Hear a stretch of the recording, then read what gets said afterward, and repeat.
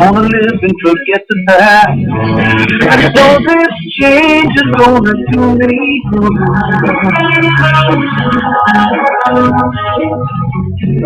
So this change is gonna do me good.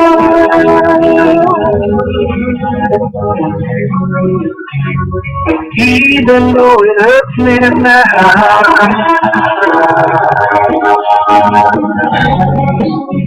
I know this change is do me good.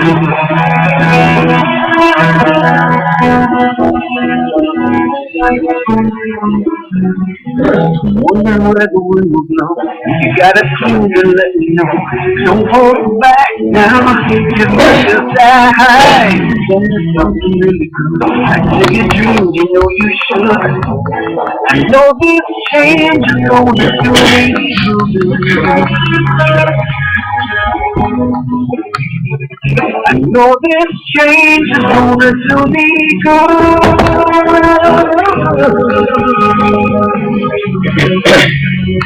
Even though it hurts me now,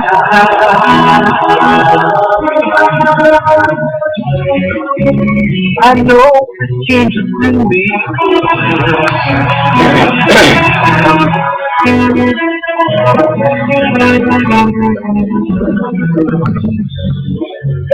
It's changing in its own way. I'm feeling better. I'm looking back at all of this okay. I'm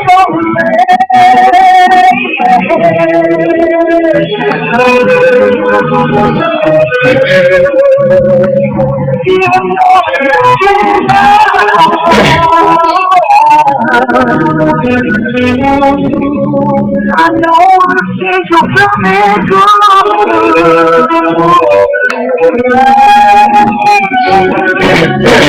Even though it hurts me now,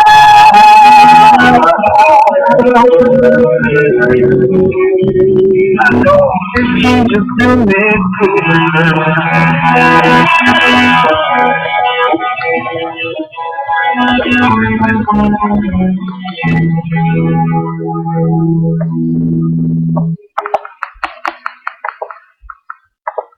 Aloha.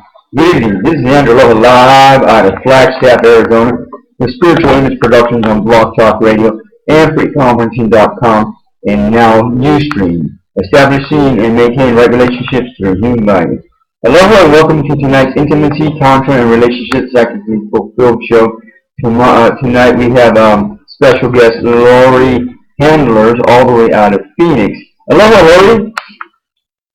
Hi, Andrew. Thanks for having me. Thank you for being here. I know that you have a busy schedule, and we'll just work with it. But tonight we're talking about transformation through pleasure.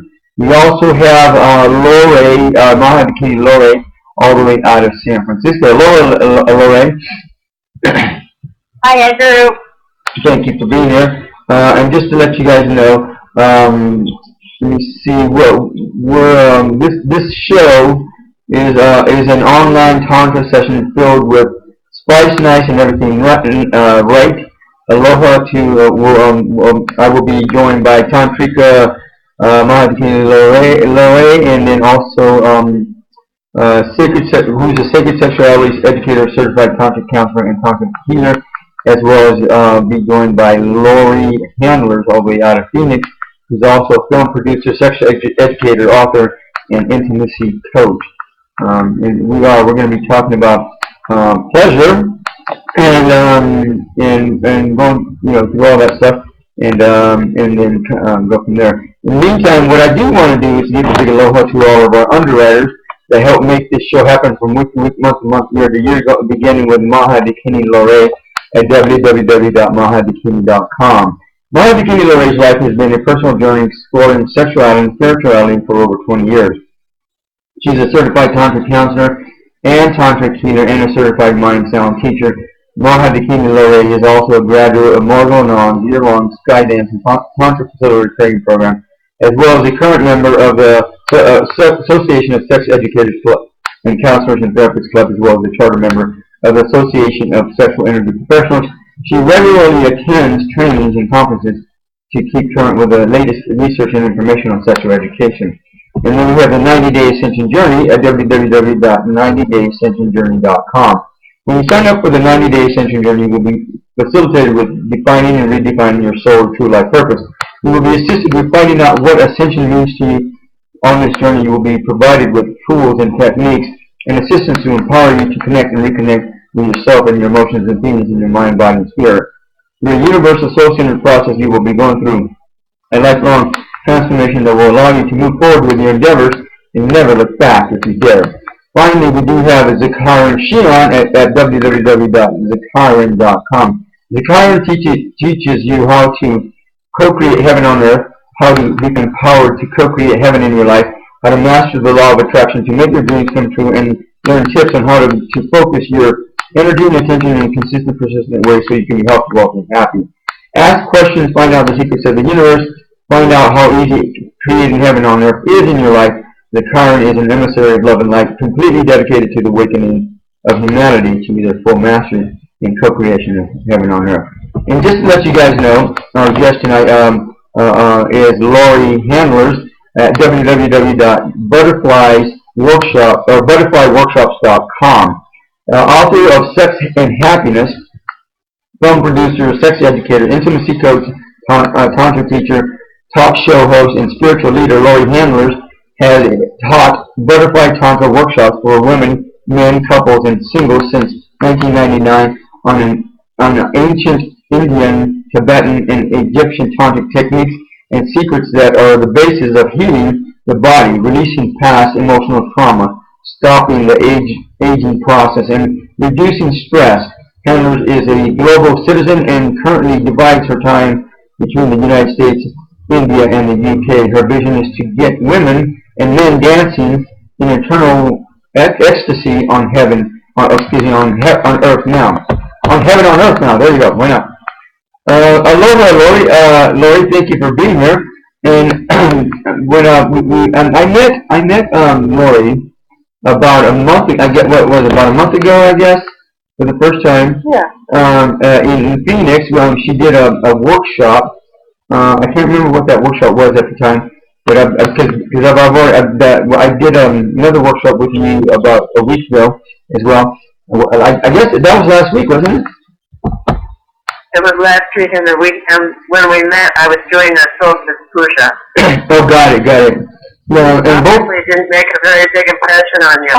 Boy, I got so much going on here. Time flies so fast, and I can't keep up with everything. Sorry about that. Okay, I'm gonna say that's the way it goes. But anyhow, yeah, I enjoyed both of them, the workshops, and we talked, and we did. I said, well, why don't we bring you on to the relationship show, and then you suggested that we talk about transformation through pleasure for the evening. And so, and I want to do that, and we're going to bring you in for your other book, Sex and Happiness. I don't remember the rest of the title, but we're going to talk about your other book as well. I don't remember when. Is it May? I think it's in May or something. I can't remember. I'll find that date. Anyhow, what's the rest of the name of your book that we were talking about? Sex and Happiness. Well, here's the thing. I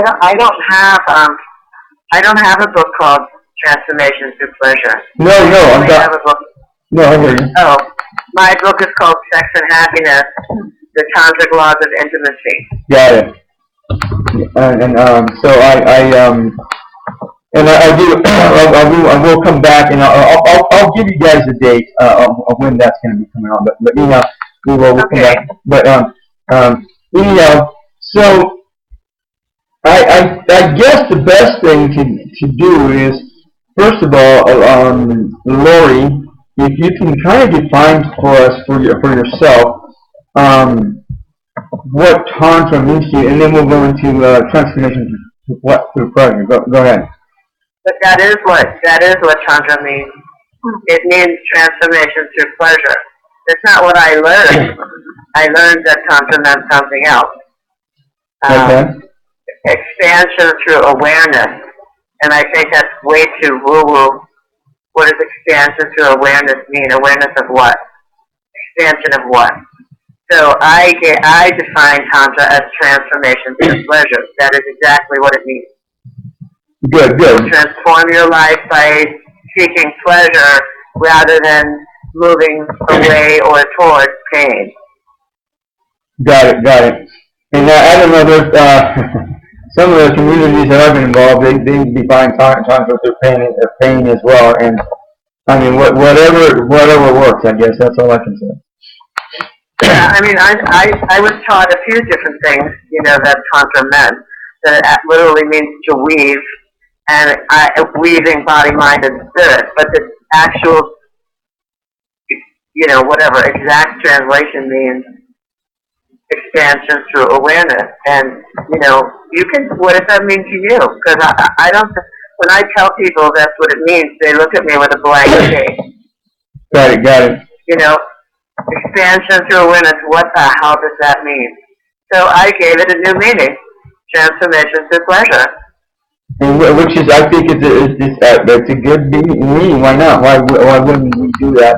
And to me, I think I agree with you 100%. That pleasure is definitely one of the main focuses for when we do Tantra, and that can be intense pleasures, just softcore pleasure, just something very intimate or whatever. So I hear you. And just to let you know, you guys know, March 27th, we will be talking with Laurie again about her book, Sex and Happiness. So, Laurie, Maha Dakini. Oh, go ahead. Can I just say something to what you were saying? People often find their way to Tantra because they're seeking more pleasure in their sexuality, and they don't realize that Tantra is a whole way of life. So they open the door, however they open the door, usually it's through the path of sex.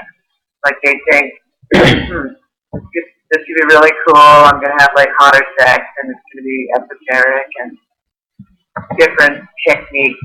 But in fact, when they learn those techniques, which are, by the way, only breathing, sound, and movement, that's all it is, it's not rocket science, breathing, sound, and movement. But when they find out what it is, and they actually put it into their body, it does transform their whole life, if they allow it to, if they surrender into it. So, it's much bigger than just intimacy, if you get my meaning. Yeah, I hear you. Yeah. And Maha Dakini Lorae, what do you think? How are you defining Tantra for yourself? Go ahead. Well, I guess I look at Tantra as a spiritual path, and I guess that could be too woo-woo for some people, but it's a way of how I integrate who I am, mind, body, spirit. And I guess for me, pleasure is part of it, but maybe I'm not quite as evolved because I'm still stuck on some the Buddhist path of suffering. Like the Buddhists say that we create our suffering. Well, I still have suffering in my life, even though there's been some pleasure. So You should come to see me because I would get that out of you. I would rid your body of that suffering and your mind of that suffering. I mean, that's my whole mission on earth. Well, I guess I have very materialistic things around the suffering. So yes, give me $2 million, and that would pretty much take a lot of my suffering away. You can generate that. I promise. I promise that you can generate that. It's one of two things. It's either that you're blocked in one of your chakras, and you know which one or two, and or you have some belief that you haven't explored yet. That's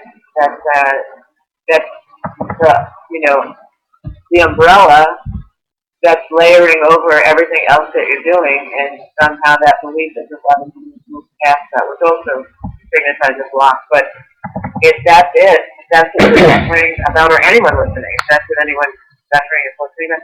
Money gets generated from your body. It gets generated from, it's actually you having it inside you, abundance and wealth and power, which you have. Everyone has that. And they just have to, like, get rid of, some old way of thinking or some belief they inherited or something that's overriding things every time they get close to what it is they want, or they need to do some more work on unblocking the lower chakra. It's totally possible to surrender that and give it up. Well, I noticed there's some kind of malware running in my system that a little abundance happens and then the virus kicks in and then it goes away. And I think I'm speaking for a lot of people. Or, if you want to change your job or if you want to change your relationship, there's a lot of self-sabotage. So yes, I understand what you're talking about. Yeah. I knew you would. I knew you would. Andrew understands that too. Okay, sure, why not? The other sabotage, so looking at we always ask what we want, but are we ready to receive what we want? So then there's that, again, self-sabotage going on. So you can be clearing and say, I'm worthy, but, yeah. So, well, hopefully this will be a breakout year. So that's not the only form of clearing by saying I'm worthy. Like in my practice of Tantra, I do tons of emotional release work. That's like pretty much what I'm known for. The goddess of emotional release. And for me, how I explain it to people is that it's just like an airplane cannot land in a wooded area or, in a place that in the jungle, we have to clear the landing strip. So in order for you to receive what you want, this is you, anybody, to receive what you want, you need to clear a landing strip. And then be very, very specific about what it is that you want and just land in that clearing. And once you clear the landing strip, be careful what you ask for because it's going to come. It's not what's asking anything. And also, you can do sex magic. I mean, sex magic is another aspect, but we're kind of jumping around. We're kind of like, we're exploding into the topic. Right. But that's Tantra for you. Sex magic is very, very powerful, and it works like dynamite. So first you got to clear the landing strip. well, I agree with you both in that definitely Tantra is a way of life, and it's not just something you come upon and you know it in one day, and also and then you practice it every Sunday or every Wednesday or whatever. I 100% I agree with you. And to me, Tantra is also a yoga, a union, a form of union. And how you make that union, it differs from not only from person to person, couple to couple, but from day to day, month to month, year to year, whatever else is going on. So, and then one of the aspects, I believe, is absolutely is pleasure, and I agree with you in that people can transform through pleasure. It's like riding a bike or working out. After you get the hang of it, then all of a sudden, you ride the bike differently. You work out differently. You work out in better, healthier ways and whatever else. So, I mean that's what I understand Tantra to be.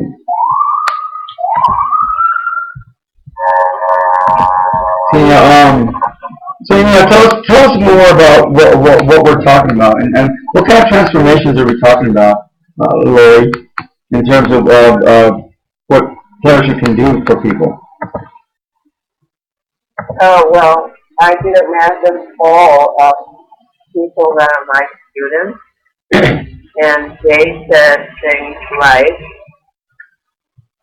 This is 500 students I told them, and asked them how their life had transformed after studying Tantra for a year or more.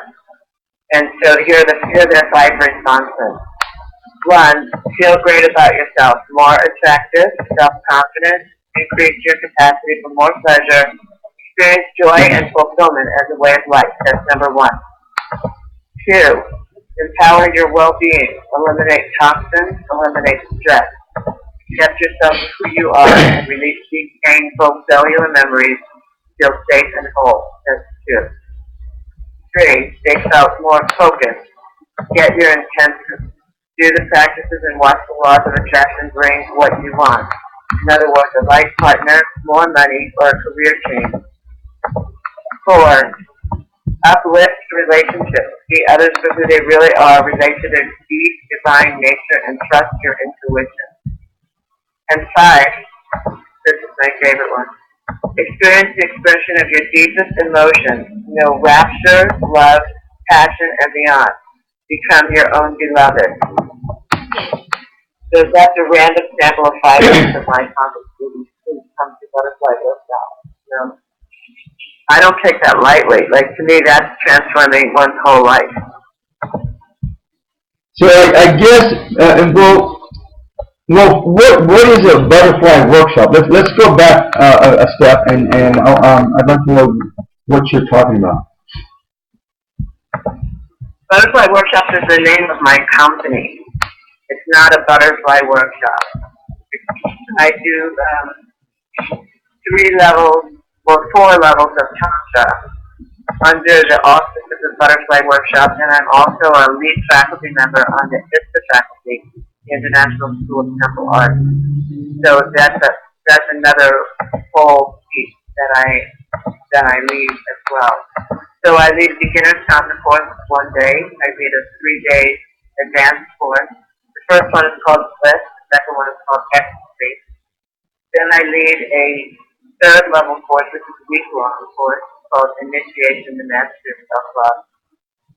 And then I also lead a 3-day Sex Magic course. That's the only course that requires you to come with a partner. My other courses do not.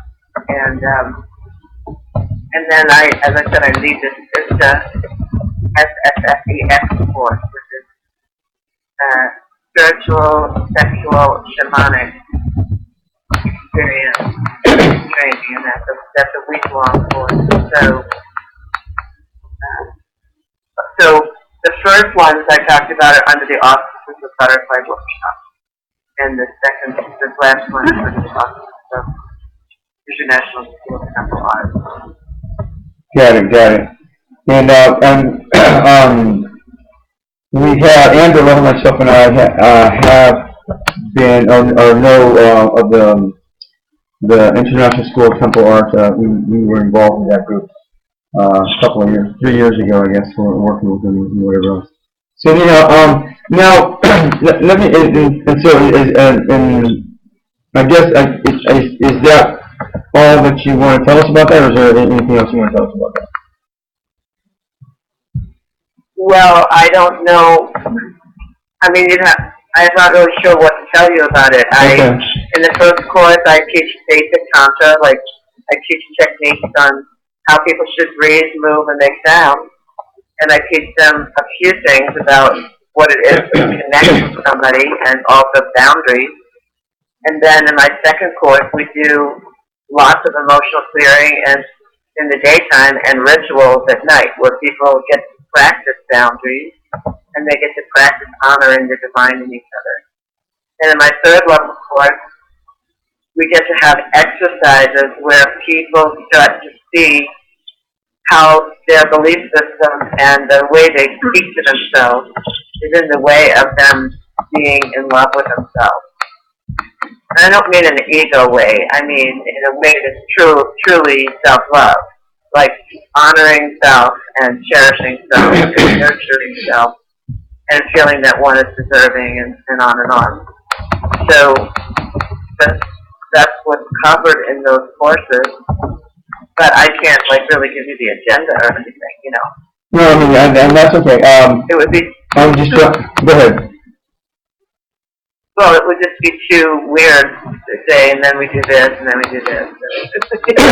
No, and I understand that it's it's not the exact same schedule, whatever you're doing every time. It differs from group to group, and depending on who's involved in that group. I hear you. So now, Throw something in. go ahead. Yeah, go what ahead. I'm hearing, this word this phrase keeps coming into my head when I hear about it.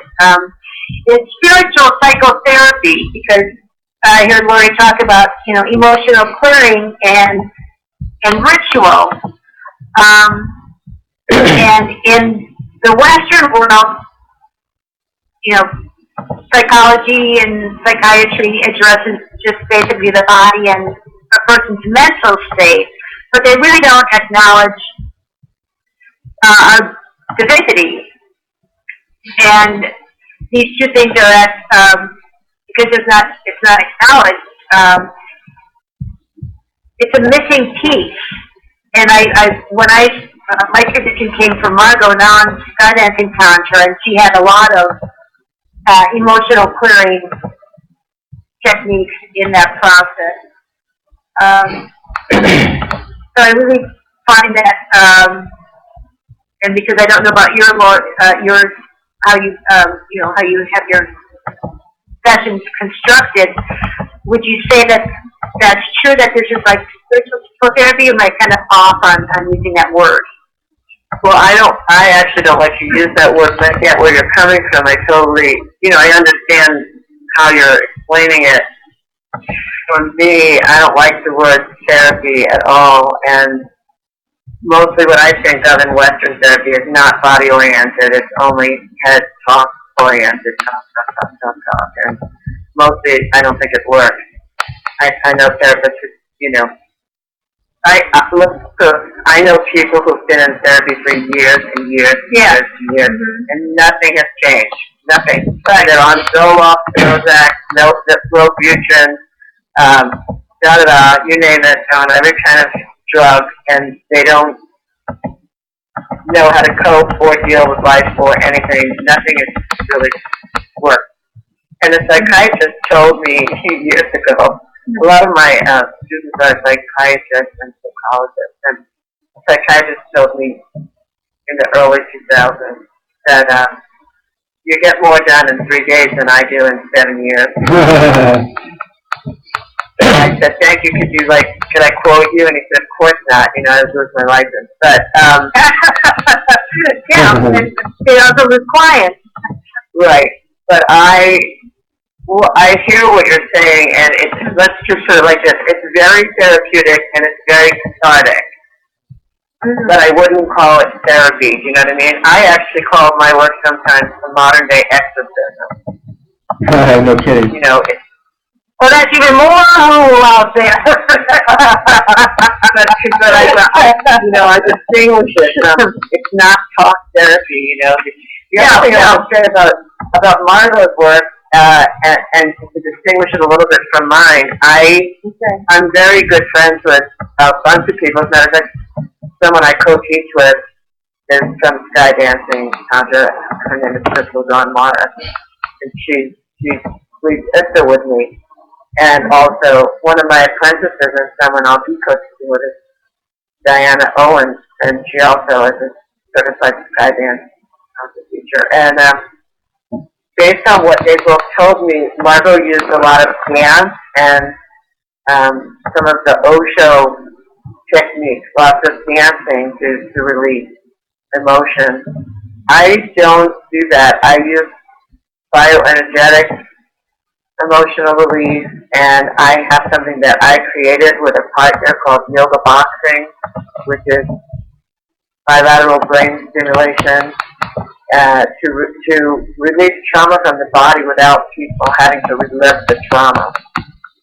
So it's I'm not saying I don't use any Osho meditations. I do, but when I want to go deeper, I use bioenergetics and I use yoga boxing.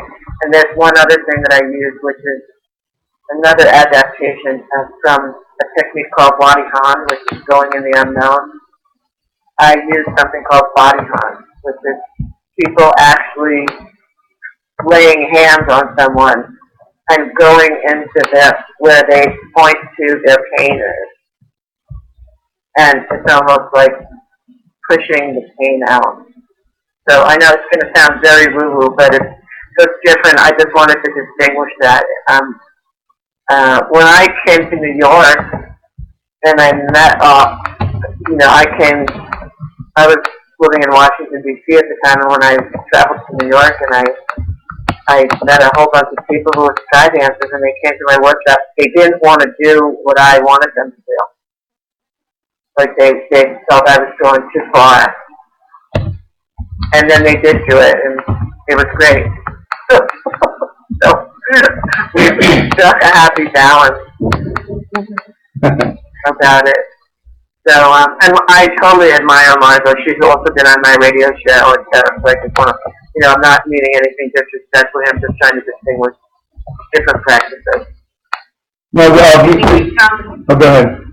Certain things that, and develop certain techniques. And when I was reading, going through her workshop and as a book, a lot of her things came from Gestalt therapy or Jeff Painter's pelvic heart release or bio and core energetics, as well as some of Osho's dynamic meditations and things. Mm-hmm. But she was a big proponent on pelvic genital stuff. Yeah, which is something that I do a lot in my work. Good. It's needed and necessary. Good. Mm-hmm. Yeah, so that's how you clear the landing strip. All right. So anyhow, and that's interesting. And that's I appreciate that you're making distinctions in terms of what your practices look like, as opposed to what a Margot or Anand's practices look like, as opposed to what Gestalt therapy can be.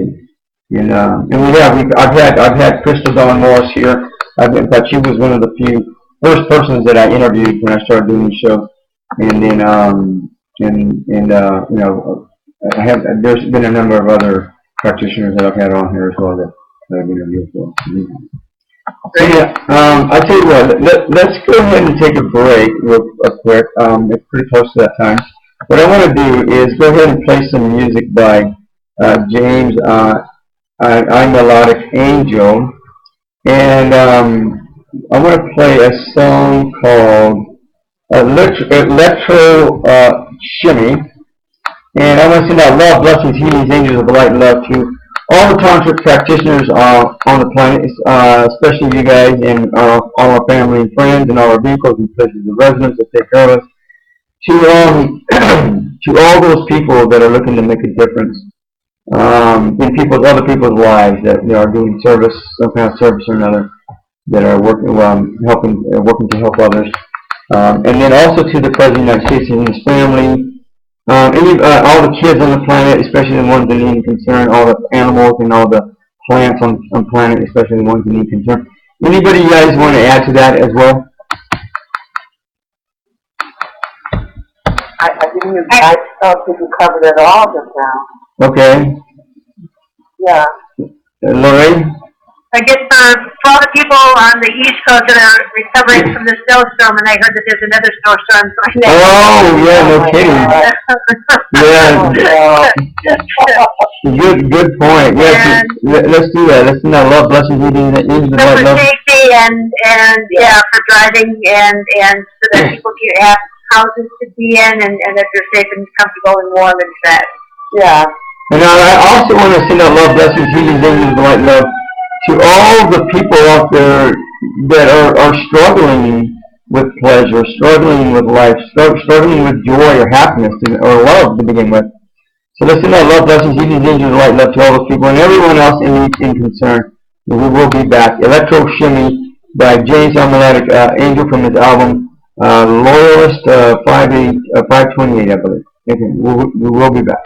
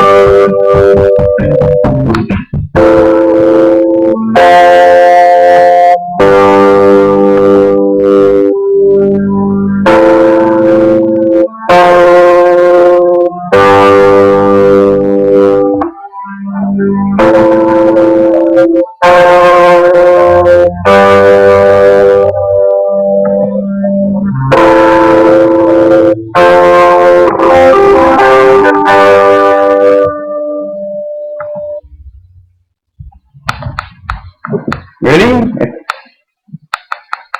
Well, it's already over. What the heck? We're back. This is Andrew Aloha live out of Flagstaff, Arizona with Spiritual Image Productions on Blog Talk Radio and freeconferencing.com, and now Ustream, establishing and maintaining right relationships through human value. Tonight we're talking with special guest Laurie Handlers all the way out of Phoenix, Arizona, talking about transformation through pleasure. And just to let you guys know, if you want, right now we're airing this on Ustream. If you go to www.spiritualimageproductions.com, first of all, on the right-hand side, there's a place where you can sign up for the email list so that you can keep abreast of everything that's going on with Andrew Aloha, myself, and I in Spiritual Image Productions. And then on the left-hand side, there's a link that says Andrew Aloha Live, and you can click there and look at all the information concerning Laurie Handlers, also our guest, Maha Dakini Lorae, and then all the rest of our underwriters, in case you missed that. So anyhow, on that front page of spiritualimageproductions.com, there's a player there, a video player. If you click on the arrow, the play button, you'll see where you'll be able to actually see me on the air. Woohoo! So anyhow, until I get the digital studio, that's about as good as it gets. Plus, you can hear us, of course, all of us. But you can at least check that out, and then later on, when I get the digital studio, we'll be bringing on our guests via Skype, so that you can check them out too as well as we go along. So anyhow, again, we've been talking about transformation through pleasure. We've defined Tantra as being, Laurie Handlers defines Tantra as being transformation through pleasure. And she teaches a number of workshops or a number of courses or classes on Tantra through her company, Butterfly Workshops. Or is that right? Butterfly Workshops, is that correct? Yes, it's workshop, Butterfly Workshop. So there's an S on the end of workshop. Just like there's an S on the end of my name. Okay. Weird. And just like there's an S at the end of spiritual introductions. No, I'm just kidding. No, okay.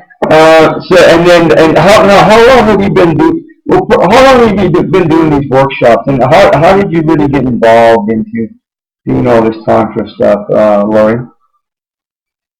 I've been doing workshops since the 70s. But they weren't based on sacred sexuality. I used to do women's workshops, to do women's transformation workshops, and I had a workshop called Body, Mind, and Spirit for women.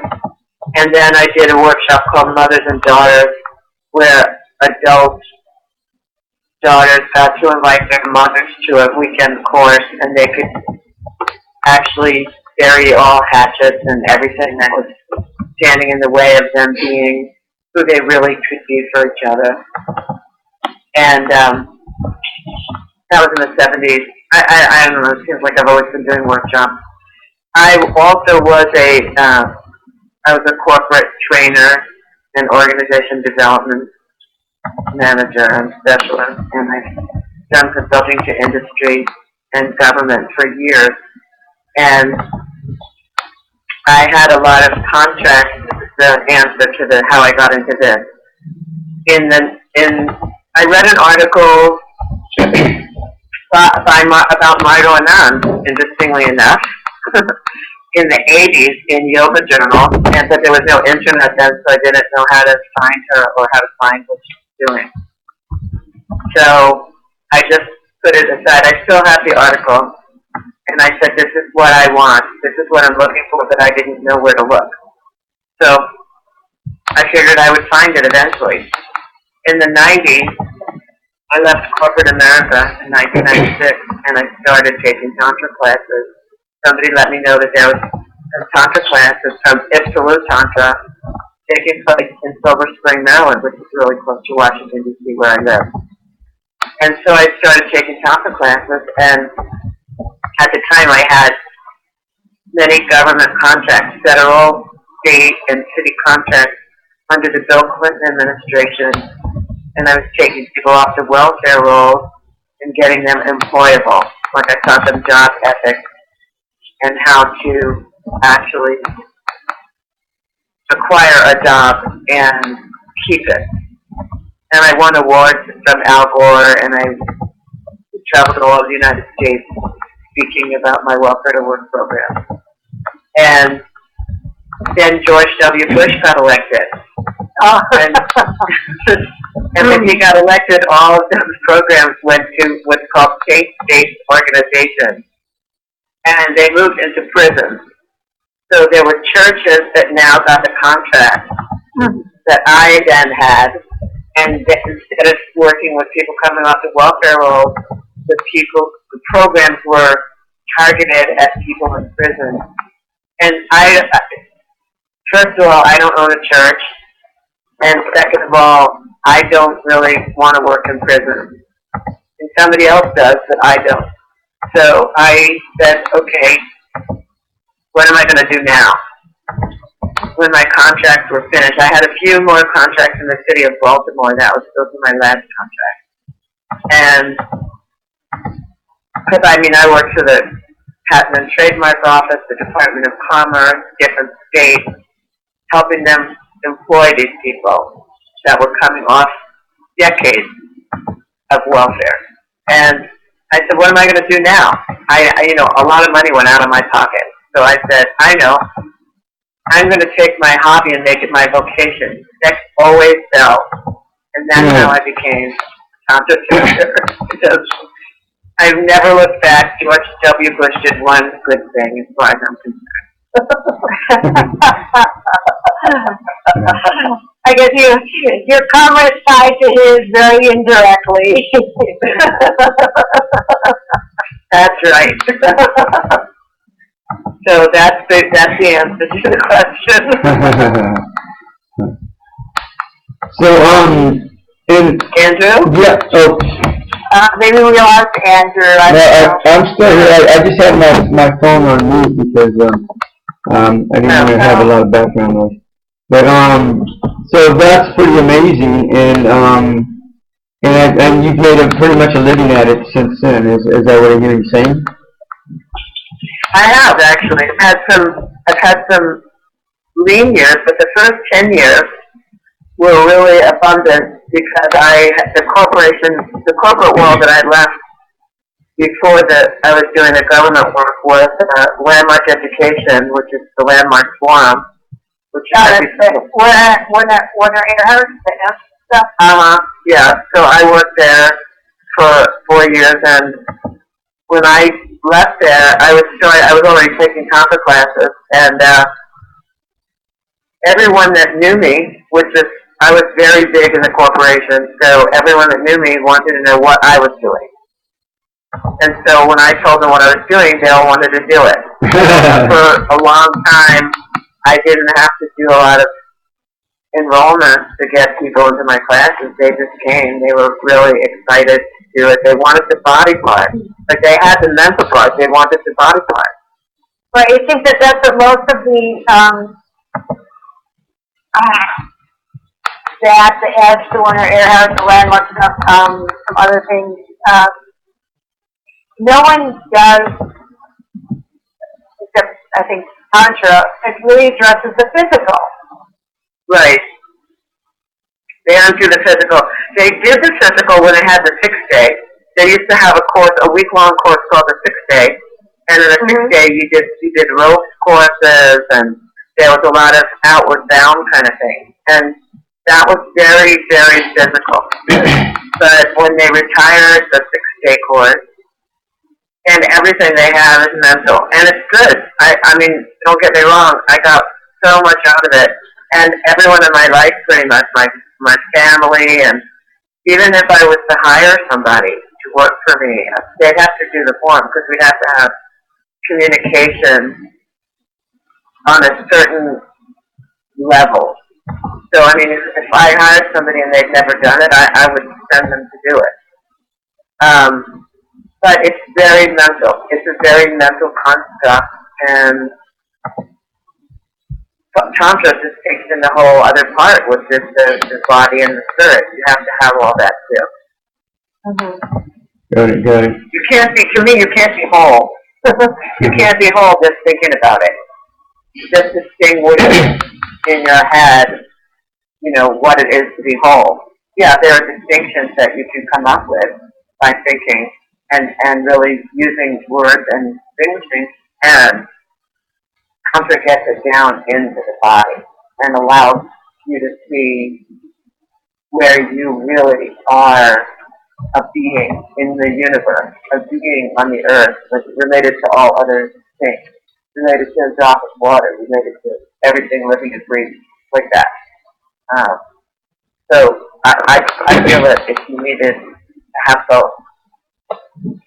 Well, what are some of the most amazing, intense, pleasurable moments you've experienced over the years with people, either directly or indirectly, as a result of your working with them and doing practices and whatever else? And I guess this question goes out to both of you, but Laurie Handlers, go ahead. So the question is, what have been some of the most pleasurable moments for me since undertaking this? Well, either directly or indirectly, either other people experiencing and you just observing, or you're experiencing it with them, or whatever. Well, and why? Basically what I said to you before, the 5 things that I listed off to you has brought me tremendous joy and pleasure, knowing that my teachings have influenced people in a way that they really their whole lives is transformed and they become, feel more beautiful, more focused, healthy, and they get that they're their own beloved. I mean, that's like a major shift on the planet for people to get themselves as the beloved. So, to me, that's very joyous and passionate and pleasurable. And then, personally, my life is filled with pleasure. Everything from, since I started this particular journey, I've made 2 films. They both won awards in film festivals. One of my films came in first in an erotic film festival. I mean, I never dreamed of doing that in my life. Writing a book, having it published, having people read it. This week I had an article in the Elephant Journal that was about ecstatic sex at any age. I mean, to even think, I didn't do that well in English. I mean, as a kid, to even think that I'm a writer now, an author and a writer, that I write articles and blogs and things, like, to me, brings me deep pleasure and joy. And then on a level of communication or pleasure with others, my sister and I didn't talk for 35 years, and we live together now. We're amazing friends, and we just, hated each other. But I made sure that all of that got cleaned up. When I'm with someone, I don't have a life partner, but when I'm with a person that's my partner, my intimate partner, we can go to the outer realm together. We can do what people trip on acid about just by breathing. So it's everything. For me, it's the quality of my life, the home that I live in, the relationships that I have, including my sister and other great friends, and then being with a lover and having the most exquisite experiences. None of it did I ever imagine. I couldn't have conceived of it growing up, I went to my 50th high school reunion this year, and they recognized me. The people that are still alive recognized me as having the most exciting career of all of them. And that I looked the part, not only that I live it, but that I look it. Like, they were astounded at how I looked for my years. So I don't know. I could just go on and on and on and on. Well, but is it safe to say that experiencing pleasure, a good healthy pleasure, it can and does and will extend to the other parts of your life, to your work, to your career, to your relationships, to even your quarters, your place of living, and so forth, and whatever else. Is it safe to say that, Laurie? It is, and it has a caveat. Okay, so it's safe to say that it will spread to other parts of your life. However, most people don't have any idea what it is that we're really talking about. Like, they might watch a porn movie and think that that's what we're talking about, like getting it on and having that kind of pleasure. And by the way, I'm not against that. I just don't mean that. So your pleasure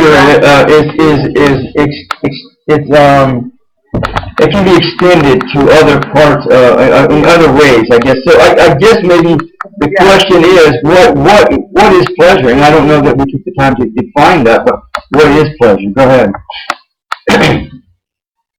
Well, you came to my talk last week, and I also talked about this in the Elephant Journal article, that there are 4 kinds of sex. There's procreation, recreation, restoration, and transformation.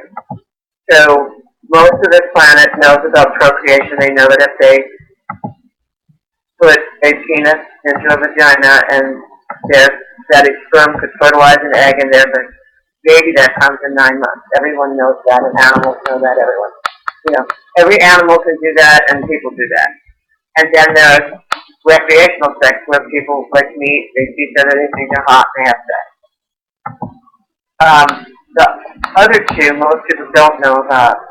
One is restorative, restoration sex. It's the kind of sex that when you have it, whether it's with having it with yourself or having it with another person, it fills you up such that you feel like you've had a vacation. You feel so nourished in every cell of your body. That's the kind of pleasure I'm talking about.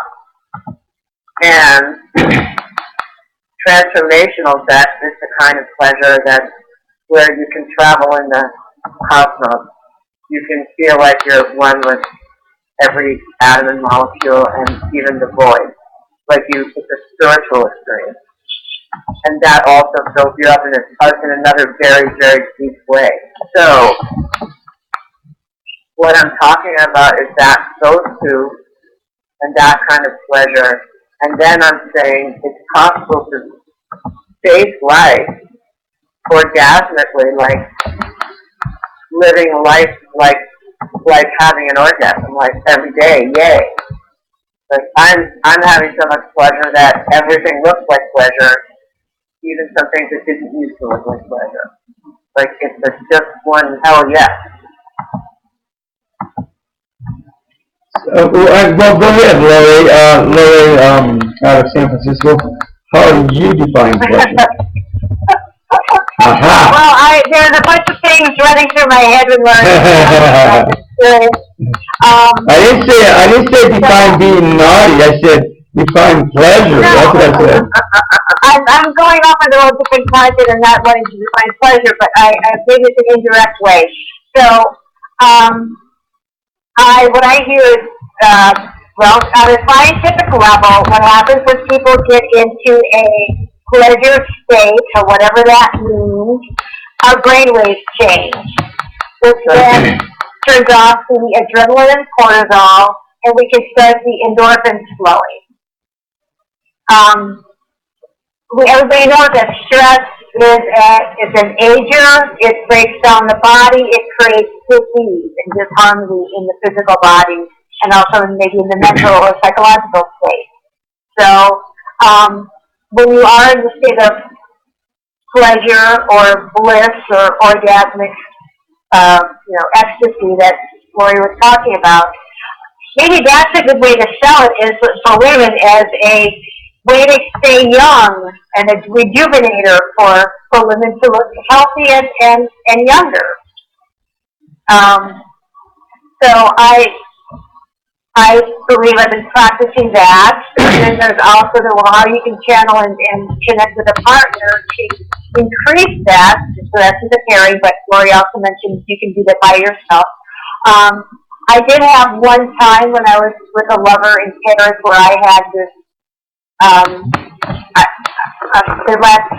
keep talking about it. I share it with my clients that it wasn't what we did in bed or the orgasm that I had. It was just laying, and I said to my partner, if I died right now, I wouldn't need to go anywhere. I feel connected to everything. And that just kind of happened by accident, and that was prior to me even getting involved in Tantra, even though I had been doing yoga and meditation prior to that. And then once I did stumble on Tantra, it's never happened again, but it doesn't mean that it's not. So I do believe in that transformational state. So those are things that I'm looking at. So I don't know if I can really define pleasure, except something that's a very personal experience.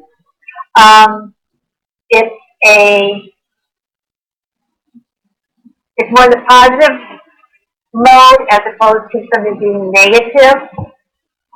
And I think everyone can define pleasure individually, so it's not something that my pleasure is subjective. Your pleasure may be different than my pleasure, but we all understand what that means. It's a deep internal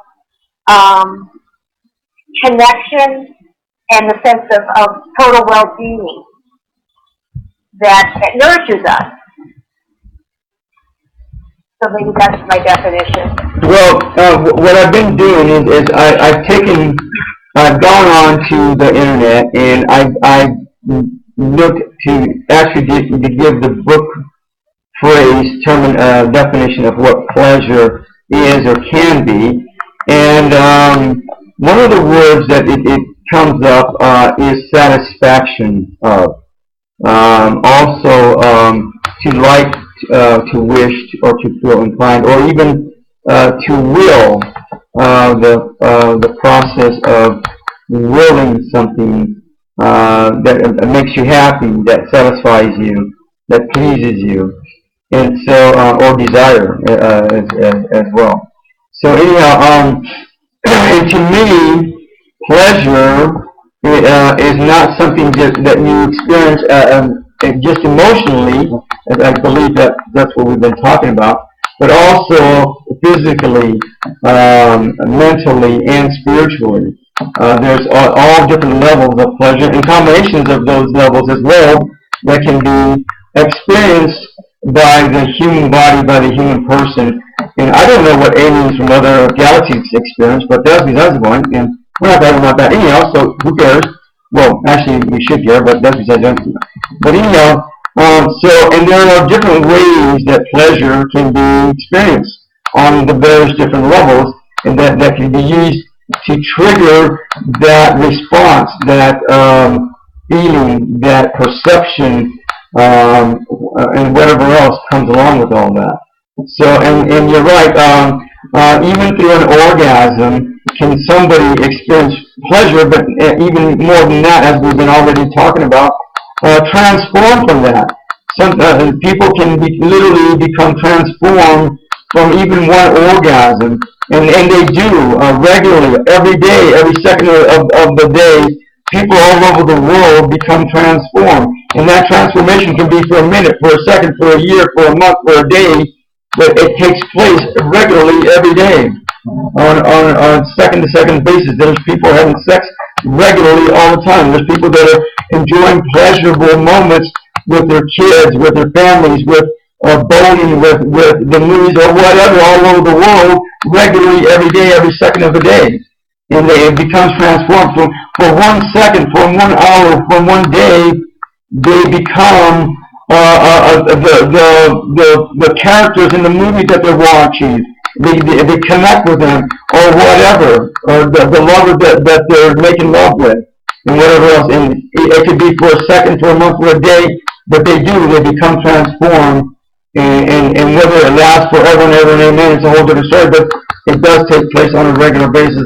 And again, and typically, most people with an orgasm can be transformed into a happier moment, to a joyful moment, to a more satisfying moment, or desirous moment, or whatever. So I believe that absolutely transformation can take place through pleasure.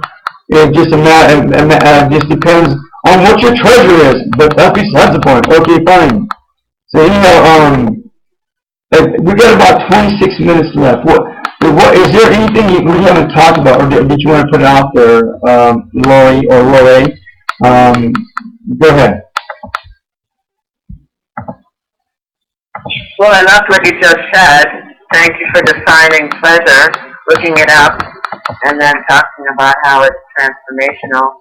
And I wanted to add to what Lorae said, which is about endorphins, and I wanted to add about oxytocin and dopamine as the chemical cocktail that runs through the body when the body is being touched. And what you said about brain patterning, so if we were to take, for example, suffering, because we started our conversation earlier tonight about suffering, we were to take suffering and belief and negative thoughts that we have and replace them with new brain patterns that were carved through oxytocin production, dopamine, and endorphins.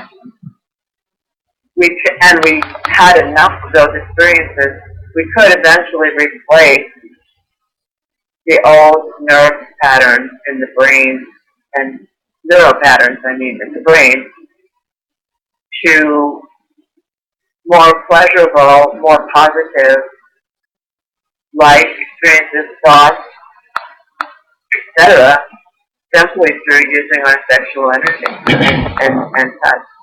And you know, the Marvin Gaye song, Sexual Healing, one of my friends who has rheumatoid arthritis, her name is Betty Louise, she's a pleasure coach now.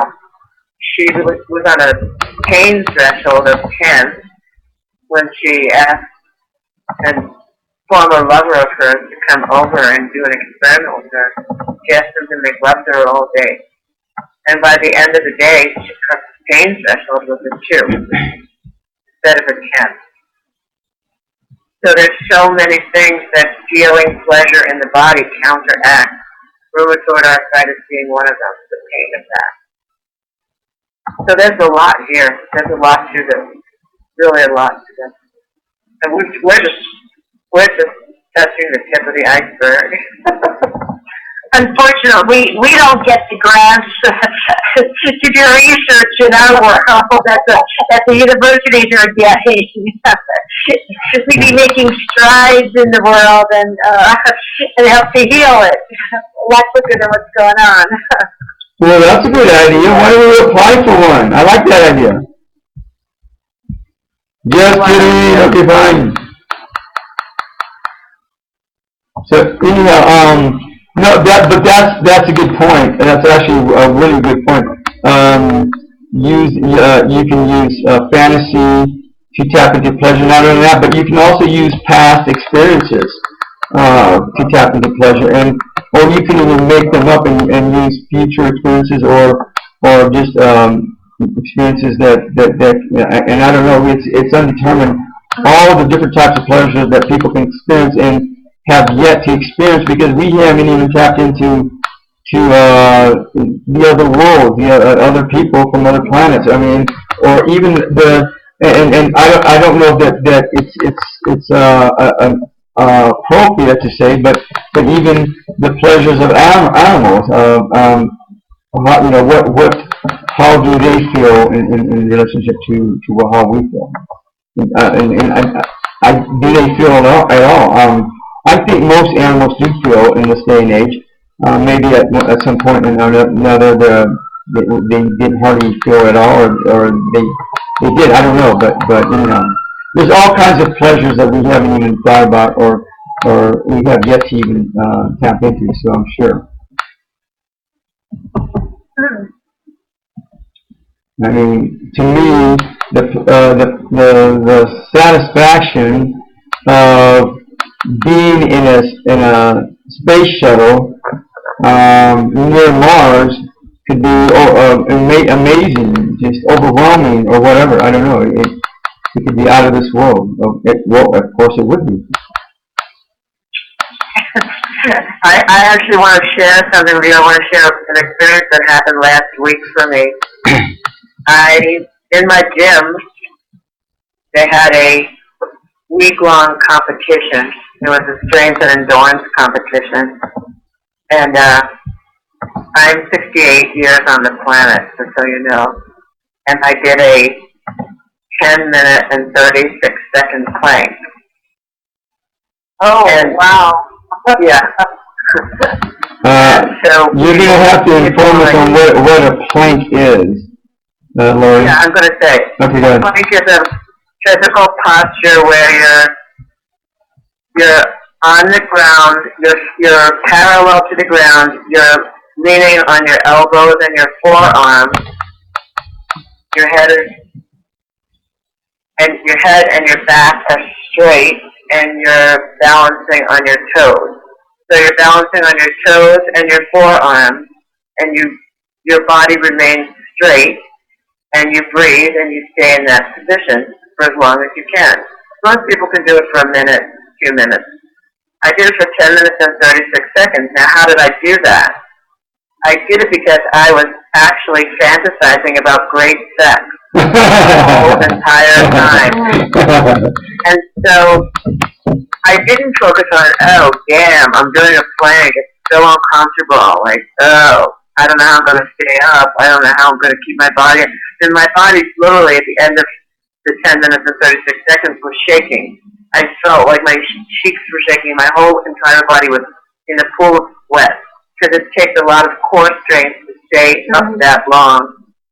However, I wasn't even focused on that. I was focused on my pleasure, the pleasure that I fantasized about having.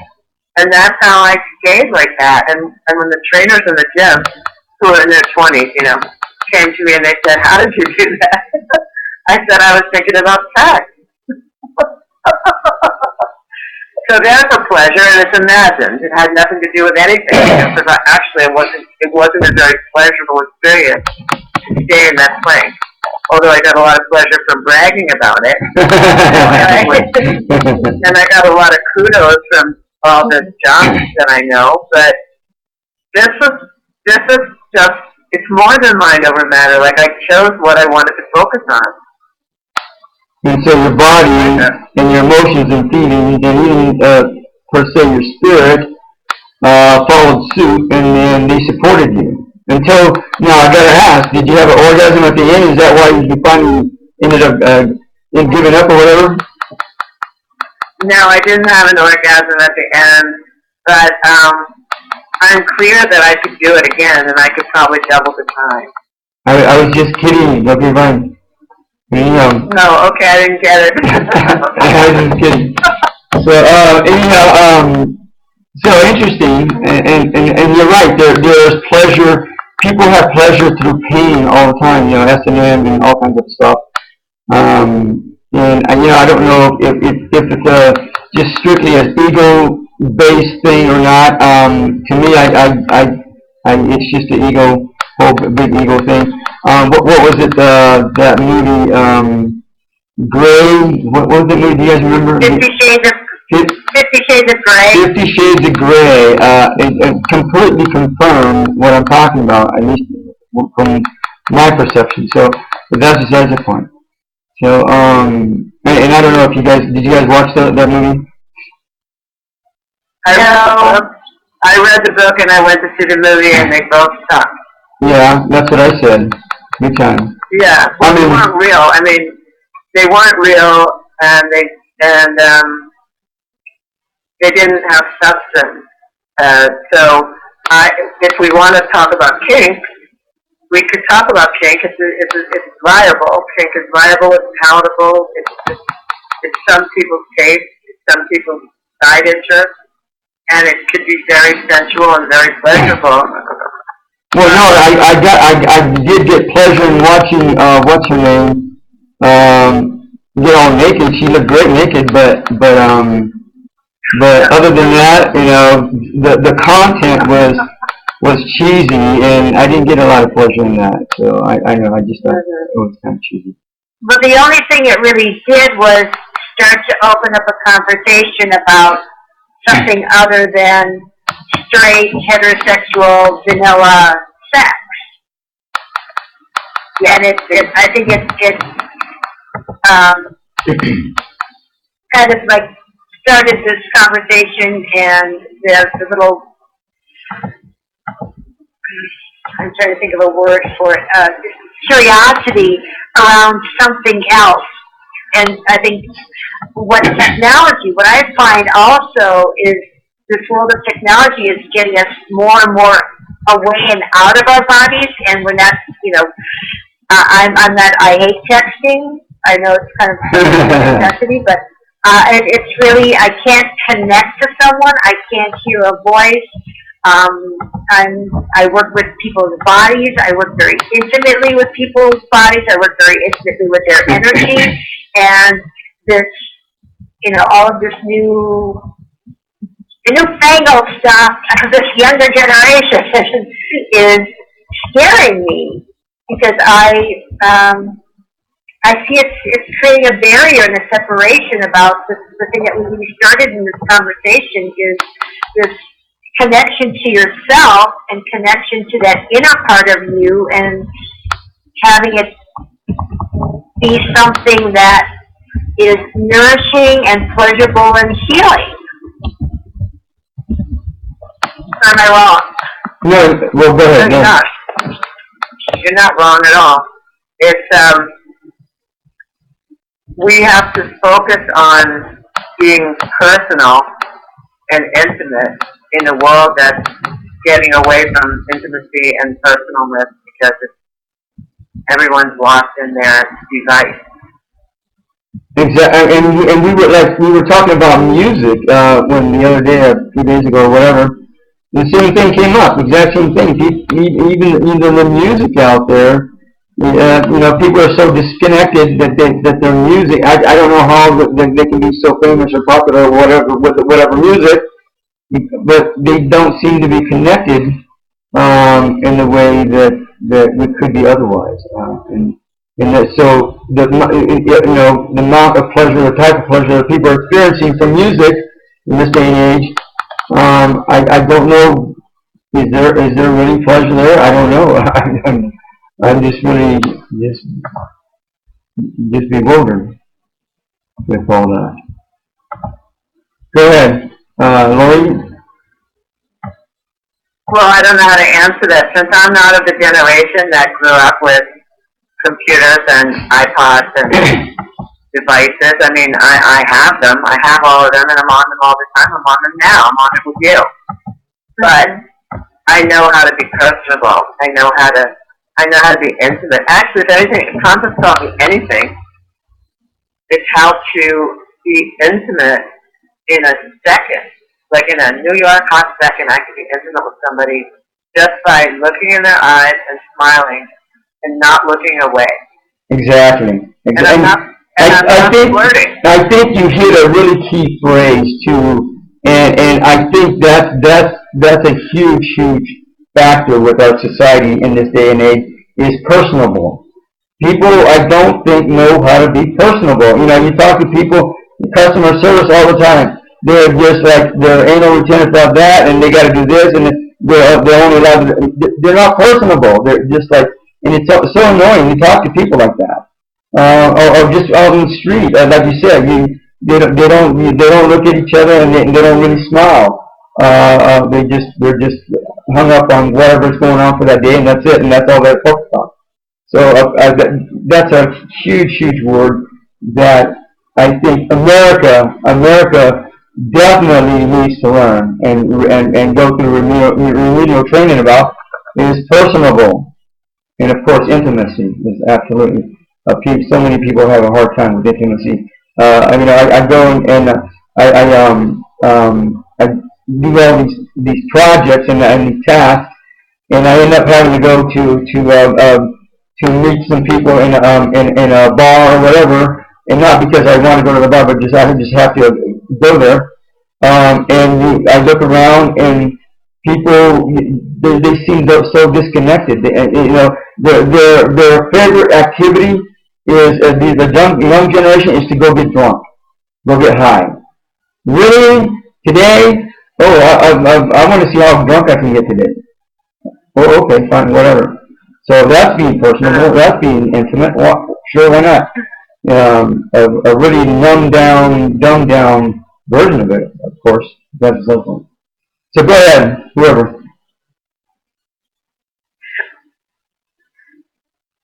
Go ahead, well, we have this radio program, and it's intimacy Tantra being psychically fulfilled.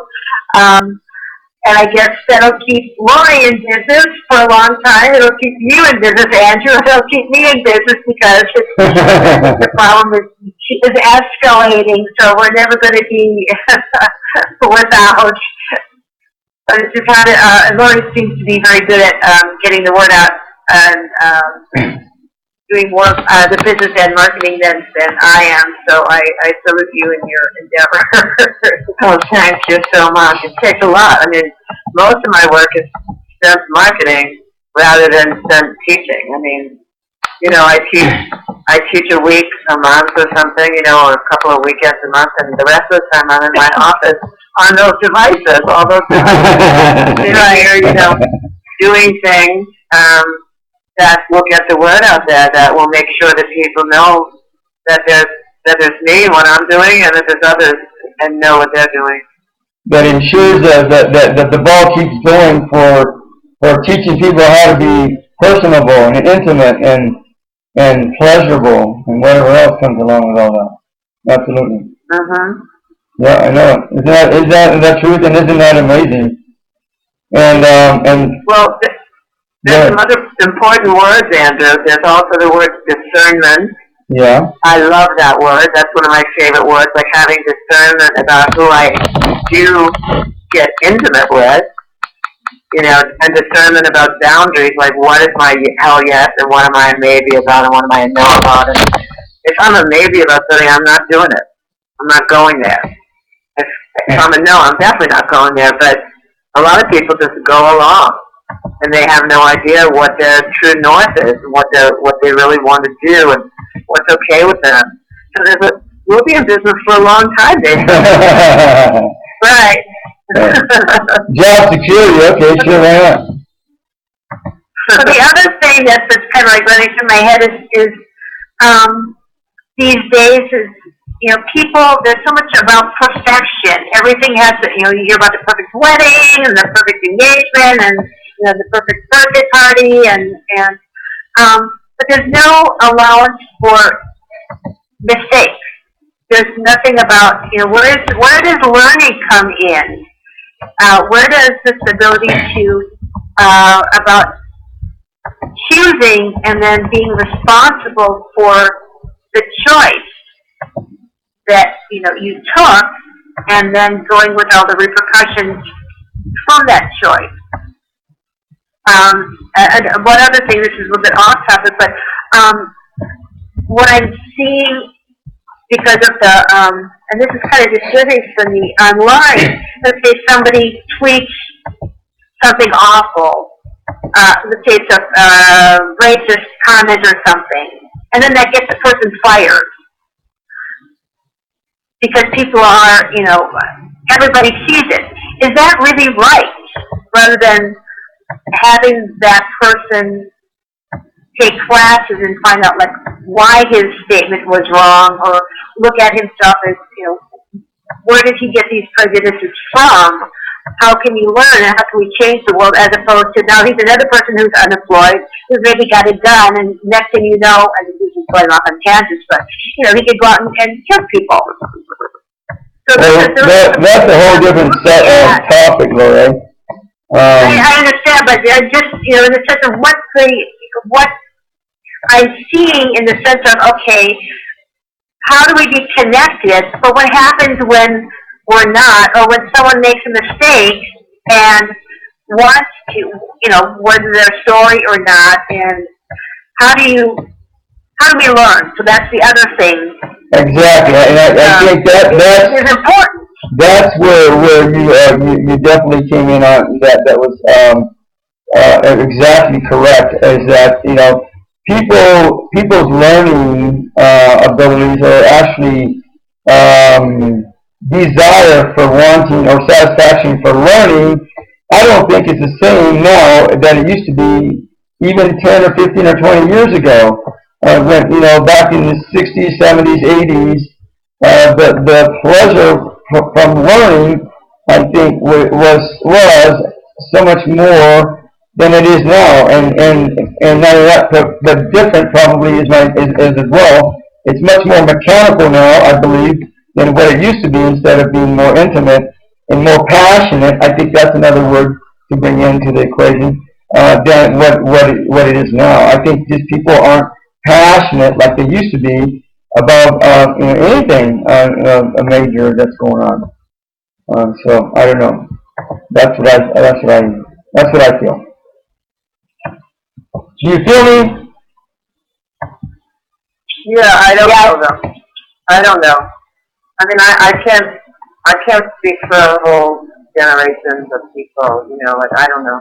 I think there's a whole bunch of millennials who are passionate about making a difference in the world, and then I think there's a whole bunch of people, you know, that are just lost in their devices, you know, lost in their phone. So I don't want to make a general statement on all of them. All I know, here's what I want to say is, all of them are welcome to come to us. Absolutely. Yeah, I hear you. Absolutely. And eventually they will, because they're gonna find out that they don't have the answer, and they don't know how to find it, and we know that they can find it right inside their body. Now we got about 4 minutes left. Laurie, out of Phoenix, is there anything you got coming up that you want to tell people about, or anything else? Real quick. No, actually, I have something coming up this Sunday. I have a bliss workshop this Sunday in Phoenix, which is full, except I need one more woman. So if there's any woman living near where you are, Flagstaff, Phoenix, Tucson, Scottsdale, or even LA or San Diego, somebody wants to come over here for this Sunday from 10 until 6 in downtown Phoenix. I have my Bliss Tantra class. And then I have, just as a bit more extended, in February, there are still 4 stations available in the ISTA Level 1 SSSEX training in Costa Rica. So we have 4 spaces in that, and people are definitely welcome to get in touch with me about that. I have other ISTA trainings coming up all over the world. I'm teaching in Montreal and Ireland, and I'll also be doing some things in this summer in Berlin and Greece. But I have things all the time. If people go to butterflyworkshops.com, they can find out what's going on. In October, I take people to Hedonism Resort in Jamaica, and they experience a week of being naked in the sun, and also a place that has almost no limits whatsoever, so that's a really good boundary exercise. And I'd love any newbies who've heard about hedonism and want to go and feel safe to come with me. I bring about 20 to 40 people every year. Got it. Laurie, what about you? You got anything coming up? Go ahead. Nope. No trips to New York, no trips to Wisconsin, go ahead. No, I don't have any trips planned currently. So I'm just in San Francisco. So if anybody's here and wants any body work, energy healing, sex coaching, I'm available. Also available by phone or Skype as well. And how do they get hold of you? San Go ahead. Francisco. You're in the San Francisco Bay Area. Mm-hmm. Right. I'm right in San Francisco proper. Okay, good. I want to know that because I may have some referrals. So how do they get hold of you, Laurie? Go ahead, Lorraine, you go first, then I will. Okay, my website is femininewisdom.com, and there's my phone number, which is 415-505-7230, and it's also up on Andrew's 90 seconds productions page. Right, and go ahead, Laurie. Again, they can reach me at butterflyworkshops.com, and they can write to me directly, Laurie, Laurie, at butterflyworkshops, with an S on the end, .com. Alright, that's the best way to get a hold of me. Okay, good, and thank you. And if anybody is interested in doing the 90-day ascension journey with me, I've done a number of journeys that have been actually very transformative. But of course, you can get a hold of me, spiritualnessproductions@yahoo.com or spiritualnessproductions.com, my website. All my contact info is on there. I want to thank all of you for being here. Laurie Handlers out of Phoenix, and then Laurie Maha Dakini Lorae out of San Francisco. Thank you for being here and sharing your time with us. All of you have a God-Goddess weekend. Be the love that you are, always have been, and always will be. Aloha. Thank you for using Blog Talk Radio. Goodbye. And that's a wrap on that. Your conference recording has stopped.